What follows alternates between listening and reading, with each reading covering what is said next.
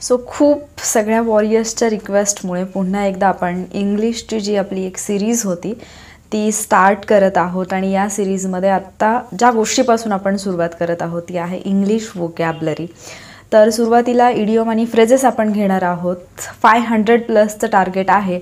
May be हे 1000पर्यंत जाईल, but सुरुवातीला 500 इडिओम्स अँड फ्रेजेस ज्या आहेत त्या आपण घेणार आहोत. आणि इथे जी आपण वोकॅबलरी शिकणार आहोत ती थोडी वेगळ्या पद्धतीने, म्हणजेच आपण ट्रिक्सच्या माध्यमातून शिकणार आहोत किंवा ती वोकॅबलरी तुमच्या लक्षात राहावी यासाठी वेगवेगळ्या ठिकाणी मी पिक्चर्सचा वापरसुद्धा केलेला आहे. त्यामुळे जर इथून पुढे क्वेश्चन्स आले तर तुमचं कन्फ्युजन होणार नाही. काही कीवर्ड्स असतील एखाद्या इडिओममधले, फ्रेजमधले की जे तुम्हाला लक्षात ठेवता आले तर त्या इडिओम फ्रेजेस तुम्हाला इझिली आयडेंटिफाय करता येतील जेव्हा त्या एक्झाममध्ये येतील. ठीक आहे. सो बोरिंगला इंटरेस्टिंग आणि डिफिकल्टला इझी बनवूया. चला warriors, English grammar, English vocabulary शिकूया. Hello warriors, this is Supriya and you are watching warrior Supriya YouTube channel where future warriors will be made. So आज जे आपण नव्याने परत एकदा इंग्लिशची जी सिरीज आहे ती सुरू करतोय याच्यामध्ये आपण 15 इडिओम फ्रेजेस घेणार आहोत. असे खूप सगळे पार्ट्स येतील जिथे तुम्ही 500+ वोकॅबलरी जी आहे ती कव्हर करणार आहात. सो सगळ्यात पहिल्यांदा जर आपण विचार केला तर फर्स्ट जी इडिओम आहे ती आहे an axe to grind. An axe to grind. Axe म्हणजे असते कुऱ्हाड, तुमच्यापैकी बऱ्याच जणांना माहिती असेल. आणि आपण ॲक्सला जर धार लावत असू, म्हणजे जर एखाद्या कुऱ्हाडीला कुणी जर धार लावत असेल तर अर्थातच त्याच्या पाठीमागे त्याचा काहीतरी उद्देश असेल. कुठल्या तरी उद्देशाने, म्हणजे काहीतरी काम आहे म्हणूनच कोणीतरी त्या कुऱ्हाडीला धार लावत असेल. याचाच अर्थ ज्यावेळेला एखादा सेल्फिश मोटिव्ह असेल किंवा एखाद्याकडे काहीतरी रिझन असेल एखादी गोष्ट करण्यासाठी, तर त्याच्यासाठी तुम्ही अन ॲक्स टू ग्राइंड ही जी इडिओम आहे ती यूज करू शकता. सो सेल्फिश मोटिव्ह असं तुम्ही म्हणू शकता, किंवा एखाद्याला स्वतःचा पॉईंट जो आहे तो पटवून द्यायचा आहे, किंवा एखाद्याला काहीतरी विशेष असं काम करायचं आहे तर त्याच्यासाठी त्याची जी कृती असेल त्याला तुम्ही अन ॲक्स टू ग्राइंड असं म्हणाल. ठीक आहे. सो इथे तुम्हाला एक पिक्चर दिसत आहे जिथे कुऱ्हाडीला धार लावण्यात येत आहे. सो हेच या इडिओमचं मिनिंग आहे. नेक्स्ट जर आपण पाहिली तर ही तुमच्यापैकी बऱ्याच जणांना माहिती असेल, तुम्ही वेळोवेळी ही वाचलेली असेल, एक्झाममध्येही विचारलेली आहे आणि इझी टू रिमेंबर आहे. सो ॲपल ऑफ डिस्कॉर्ड म्हणजे कॉज ऑफ क्वारल किंवा क्वारल. आता भांडणाचं कारण, इथे तुम्ही पाहत असाल की 2 लहान मुलं दिसत आहेत. त्याच्यातल्या एकाकडे ॲपल आहे आणि त्याने ते थोडंसं खाल्लंय पण, आणि दुसरं जे आहे ते रडत आहे. म्हणजे या दोघांमध्ये जे काही भांडण आहे त्या भांडणासाठी महत्त्वाचं कारण कोण आहे तर हे ॲपल आहे. सो ॲपल ऑफ डिस्कॉर्डचं मिनिंग असतं कॉज ऑफ क्वारल, म्हणजेच एखाद्या भांडणाचं, एखाद्या वादाचं जे कारण असतं त्याच्यासाठी ॲपल ऑफ डिस्कॉर्ड ही इडिओम वापरली जाते. दुसरी एक इडिओम आहे an apple of eye. An apple of one's I.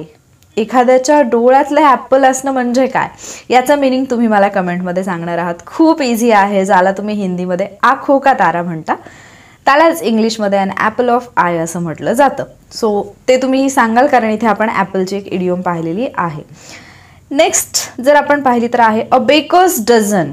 तर डझन म्हणजे असतं 12 हे आपल्याला माहिती आहे, पण बेकर्स डझन काय असतं तर पूर्वीच्या काळी एक कन्सेप्ट वापरली जायची, किंवा जेव्हा पण कोणी बेकर्सकडे जात होतं दुकानामध्ये जवळपास 16व्या शतकाच्या आसपास, तर त्यावेळेला जे दुकानदार होते ते काय करायचे की डझनमध्ये 12 देण्याऐवजी 13 वस्तू देत होते. आता या 13 का दिल्या जायचा की चुकून जर एखादी वस्तू खराब निघालीच, फॉर एक्झाम्पल आपण इथे अंड्याचं उदाहरण घेतलं, समजा जर 12 अंडी म्हणजे 1 डझन अंडी द्यायच्यात तर त्याच्याऐवजी ते 13 देतील. का? कारण जर एखादं चुकून खराब निघालं असतं ते एक्स्ट्रावालं असावं म्हणून. म्हणजेच अ बेकर्स डझन जेव्हा आपण म्हणतो त्यावेळेला त्याचा अर्थ 12 असा नसून 13 असा होतो. ठीक आहे. सो ज्यावेळेला पण तुम्हाला 13 किंवा 13 हा नंबर यूज करायचा त्यावेळेला तुम्ही अ बेकर्स डझन असं म्हणू शकता. म्हणजे तुम्ही दुकानामध्ये गेलात किंवा तुम्ही मार्केटमध्ये गेलात तरी तुम्ही काही खरेदी करायला लागला आणि तुम्हाला जर डझन खरेदी करायचं असेल, 1 डझन केळी, 1 dozen what ever it is, ते जर तुम्हाला खरेदी करायचं असेल तर तिथे तुम्ही जर 13 घेत असाल किंवा तुमचा दुकानदार जर तुम्हाला 13 देत असेल तर तिथे लगेच आठवायचं अ बेकर्स डझन म्हणजेच 13. ठीक आहे. त्याच्यानंतर नेक्स्ट जर आपण पाहिली तर बेड ऑफ रोजेस नावातच आहे. म्हणजे पहा ना, इमॅजिन करा असं सुंदर गुलाबाच्या पाकळ्यांनी सजवलेलं जर बेड असेल त्याच्यावरती झोपायला काय मस्त वाटेल, राईट?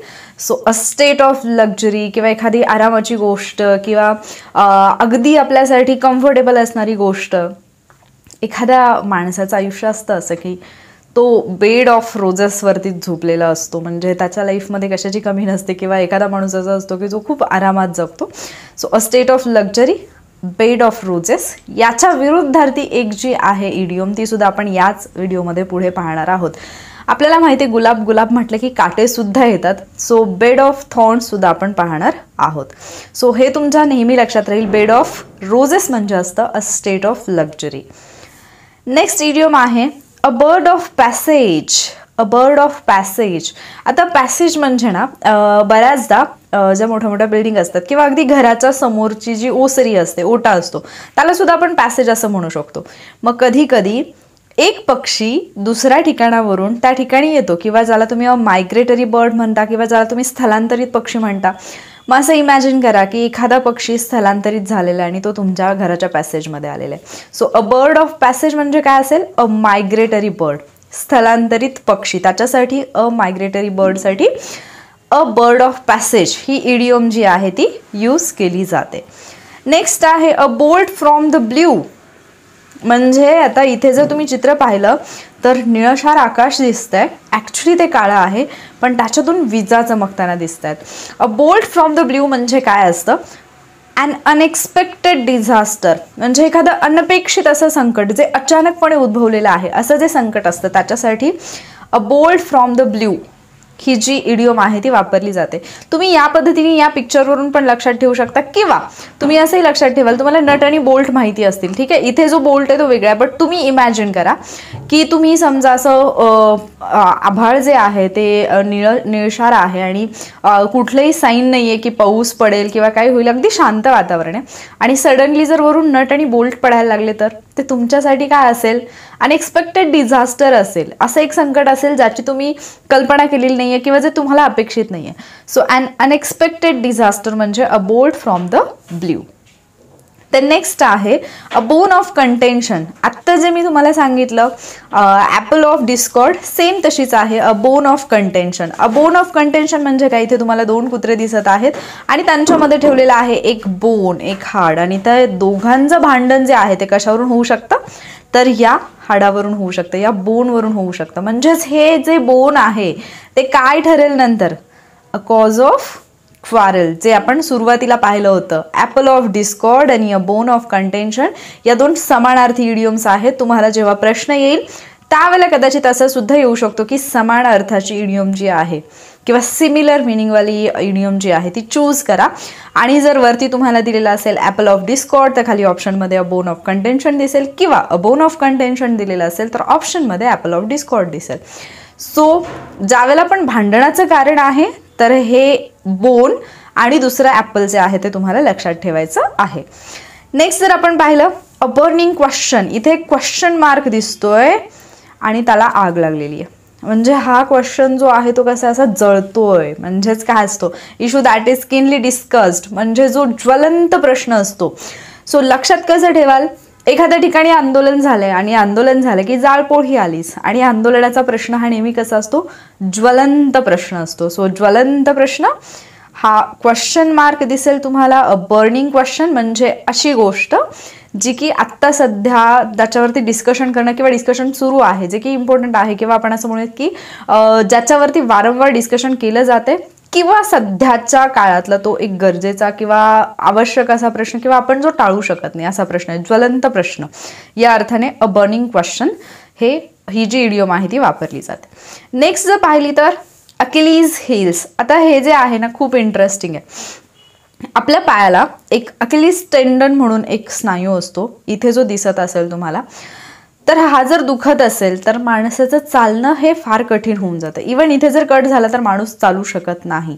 म्हणजे हा आपल्या बॉडीतला एक वीक पॉइंट असतो किंवा एक वीक स्पॉट असतो, ठीक आहे. सो तसं आपल्या लाईफमध्ये एखादा प्रसंग, एखादी गोष्ट, एखादी घटना किंवा एखादी व्यक्ती अकिलीज हील आहे म्हणजे काय? तर ती गोष्ट आपल्यासाठी असते आपला वीक पॉइंट. सो तुमचा अकिलीज हील काय आहे ते तुम्ही मला कमेंटमध्ये सांगाल की कुठली गोष्ट अशी आहे जी तुमच्यासाठी अकिलीज हील आहे, म्हणजेच तुमचा वीक पॉईंट आहे. नेक्स्ट जर आपण पाहिलं ॲट 6s and 7s, हे मी ऑलरेडी एका व्हिडिओमध्ये घेतलेलं होतं इन डिसऑर्डर. इथे जर तुम्ही रूम पाहिली तर या रूममध्ये सगळ्या गोष्टी कशा अस्ताव्यस्त पडलेल्या आहेत, म्हणजे कुठल्याही गोष्टी ज्या आहेत त्या क्रमाने लावलेल्या नाही आहेत, व्यवस्थित लावलेल्या नाही आहेत. त्याला तुम्ही काय म्हणाल ॲट 6s and 7s. मग तुम्ही थोडं विचार करा की तुम्ही घरामध्येच क्रिकेट खेळताय, रूममध्ये तुमच्या क्रिकेट खेळताय, तुमच्याकडे बॅट नाही आहे, बॉल नाही आहे, तुम्ही काय करताय की जस्ट हाताने जे काही सापडेल ते फेकताय आणि तेच तुम्ही मारताय, तुमच्या भावंडांसोबत खेळताय. मग तुम्ही काय केले, कपड्यांचे बॉल केले आणि एकमेकांवरती फेकले, तर हे सगळं कसं होईल. त्याच्यात मग तुम्ही फेकून दिला, एका ठराविक ठिकाणी पडला, तुम्ही 6 मारला आणि 7 रन तर नसतात, पण तुम्ही म्हणताय की नो 6 तर मी मारलंय, पण हा नो बॉल आहे किंवा हा फ्री हिट आहे. जर तुम्ही अशा पद्धतीने क्रिकेट खेळायला लागलात तर सगळं डिसऑर्डरमध्ये असेल, अस्ताव्यस्त पडलेलं असेल. So at 6s and 7s. Then next आहे अ कप ऑफ टी. खूप जणांना आवडतो चहा, राईट. आणि एक वेळ पण ठरलेली असते, दिवसातून संध्याकाळची वेळ ज्यावेळेला चहा हा लागतोच किंवा सकाळची वेळ जेव्हा चहा लागतोच. So a cup of T आता इथे पाहिल्यानंतर तर अर्थातच बऱ्याच जणांना प्यायची इच्छा पण झाली असेल. सो अ फेवरेट थिंग किंवा एखादी अशी गोष्ट ज्याच्यामध्ये आपल्याला इंटरेस्ट आहे किंवा एखादी अशी गोष्ट जी आपण खूप चांगल्या पद्धतीने करू शकतो, त्याला म्हटलं जातं अ कप ऑफ टी. खूप वेळा तुम्ही हेही ऐकलं असेल, that is not my cup of T, म्हणजे माझ्या इंटरेस्टचं ते फील्ड नाही आहे किंवा ती गोष्ट मला आवडत नाही किंवा ती गोष्ट करणं मला पॉसिबल नाही आहे. तर त्याच्यासाठी आपण कप ऑफ टी ही जी इडियम आहे ती यूज करत असतो. A favourite thing. Then next आहे a cock and bull story. आता जर समजा मी तुम्हाला सांगायला लागले की एक छोटासा बैल होता आणि एक खूप मोठा कोंबडा होता आणि त्या दोघांची मैत्री होती आणि कोंबडा बैलाला स्वतःच्या डोक्यावरती किंवा पाठीवरती बसून घेऊन जात होतं, तुम्हाला खरं वाटेल का ते? हे खरं असणारच नाही, कारण ॲन ॲब्सर्ड टेल म्हणजेच अ कॉक अँड बुल स्टोरी, म्हणजेच ज्याला भाकड कथा म्हटलं जातं. मराठीमध्ये ना एक खूप छान शब्द आहे भाकड कथा, किंवा एखादी हास्यास्पद गोष्ट किंवा एखादी अशी गोष्ट ज्याच्यावरती आपण विश्वास नाही ठेवू शकत, त्याच्या भाकड कथा असतात. अँड ॲब्सर्ड टेल त्याला म्हटलं जातं अ कॉक अँड बुल स्टोरी, म्हणजे कोंबड्याची आणि बैलाची स्टोरी. तर अशी कुठली स्टोरी असूच शकत नाही, म्हणून त्याला काय म्हटलं जाईल a cock and bull story. So कोणी जर तुमच्याजवळ येऊन असंच वायफळ बडबड करत असेल, काही सांगत असेल, तर तुम्ही त्याला म्हणू शकता stop telling a cock and bull story. ठीक आहे. द नेक्स्ट आहे अ बेड ऑफ थॉर्न्स. आत्ता थोड्या वेळापूर्वी मी तुम्हाला एक इडियम सांगितली होती आणि मी म्हटलं होतं की त्याच्या विरुद्धार्थी येणार आहे. सो जी मी आधी सांगितली होती ती तुम्ही कमेंटमध्ये सांगणार आहात की अ बेड ऑफ थॉर्न्सच्या अपोजिटवाली कुठली असेल. सो तिथे आपण पाहिलं होतं की मस्त असं गुलाबाच्या पाकळ्यांनी सजवलेलं बेड आहे, पण इथे तर काय दिसतंय, बेडवरती सगळे काटेच काटे दिसत आहेत. आणि जर एखाद्या माणसाला या बेडवरती झोपावं लागलं असेल कधी किंवा झोपावं लागत असेल तर त्याला कसं फील होत असेल. अर्थातच ते खूप वेदनादायी असेल, त्याला खूप सफर करावं लागेल, त्याची ती जी कहाणी आहे ती दुःखभरी असेल. So full of sorrows and suffering, म्हणजेच काय एखादी गोष्ट दुःखाने युक्त अशी आहे तर त्याला म्हटलं जाईल अ बेड ऑफ थॉर्न्स. ठीक आहे. देन नेक्स्ट आहे अ डक्स एग. अ डक्स एग म्हणजे असतो झिरो. म्हणजे काय, तर तुम्हाला जर विचारलं की एखादा विषय तुमचा फारच काय म्हणतो पण त्याला सो आहे किंवा खूपच वीक आहे, अकिलीज हील आहे. समजा गणित तुम्हाला बिलकुल नाही जमत आणि तुम्ही पेपरला गेलात आणि तुम्ही काही लिहिलंच नाही आणि तुम्ही परत आलात आणि तुम्हाला विचारलं किती मार्क्स मिळाले, तुम्ही काय म्हणता अंडा. अंडा म्हणजे काय असतं, झिरो. सो ते झिरो काय असतं, ते अंड कोणाचं असतं, बदकाचं असतं. अ डक्स एग म्हणजे असतं अ झिरो. एखादा जर क्रिकेटर झिरोवरती आऊट झाला तर त्याचा स्कोअर काय असतो, अ डक्स एग म्हणजे बदकाचा अंड, म्हणजे झिरो स्कोअर असतो. सो आत्ता 2 नंबर्स आपण शिकलो. एक तर आपण शिकलो बेकर्स डझन म्हणजे 13 आणि अ डक्स एग म्हणजे काय असतो, झिरो. सो 0 आणि 13साठी इथून पुढे काय करायचं, या 2 इडियम्स ज्या आहेत त्याच वारंवार यूज करायच्या, म्हणजे तुमच्या पाठ होऊन जातील. अँड नेक्स्ट आहे a fair weather friend. Fair weather म्हणजे काय, तर ज्यावेळेला चांगली परिस्थिती असते किंवा ज्यावेळेला आपला काय म्हणतो आपण बहराचा काळ असतो, ज्यावेळेला आपला आनंदाचा काळ असतो, त्यावेळेला आपल्यासोबत जे फ्रेंड्स असतात, अ फेअर वेदर फ्रेंड, ते कोण असतात. मराठीमध्ये खूप छान म्हण आहे की माझी आजी म्हणायची, हात वला तर मैतर भला. म्हणजे ज्याच्याकडे पैसा आहे त्याच्याकडे फ्रेंड्स असतात किंवा जोपर्यंत तुमच्याकडे पैसा आहे तोपर्यंत लोक तुमच्याशी जोडले जातात. सो असे काही लोक असतात जे तुमच्या चांगल्या काळात किंवा ज्यावेळेला तुमच्याकडे संपत्ती आहे, पैसा आहे, त्याच वेळेला तुमच्यासोबत असतात. So a fair weather friend म्हणजे काय असतं, a friend during the time of prosperity only. म्हणजे ज्यावेळेला तुमचा चांगला काळ चालू आहे ज्यावेळेला तुमचा समृद्धीचा काळ चालू आहे, केवळ त्याच वेळेला तुमच्यासोबत असणारे जे फ्रेंड्स असतात त्यांना म्हटलं जातं अ फेअर वेदर फ्रेंड. आणि तुम्हाला प्रत्येकाला म्हणजे प्रत्येक जणांनी लाईफमध्ये एकदा तरी हा अनुभव घेतला असेल की येस, तुमच्याकडे कोणीतरी अ फेअर वेदर फ्रेंड होता. सो इथे जर पाहिलं तर आपण फेअर म्हणजे यात्रा पण असते. सो यात्रेमध्ये इथे 2 मुली आहेत. आय डोंट नो तुम्हाला किती क्लिअरली दिसतंय ते. तर त्या दोघीजण एकत्रित यात्रेमध्ये गेल्यात आणि एका मैत्रिणीच्या पैशावरती दुसरी मैत्रीण जी आहे ती मजा करते. सो ती अ फेअर वेदर फ्रेंड आहे. कदाचित यात्रा झाल्यानंतर किंवा पैसे संपल्यानंतर ती तिच्यासोबत असणारही नाही. म्हणून ही जी म्हण आहे ती तुम्ही अशी लक्षात ठेवाल. ठीक आहे. सो आज आपण एकूण 15 इडिओम्स ज्या आहेत त्या पाहिलेल्या आहेत. अशाच करत करत आपल्याला 500 कंप्लीट करायचे आहेत. हे टार्गेट मी मला स्वतःसाठी दिलेलं आहे.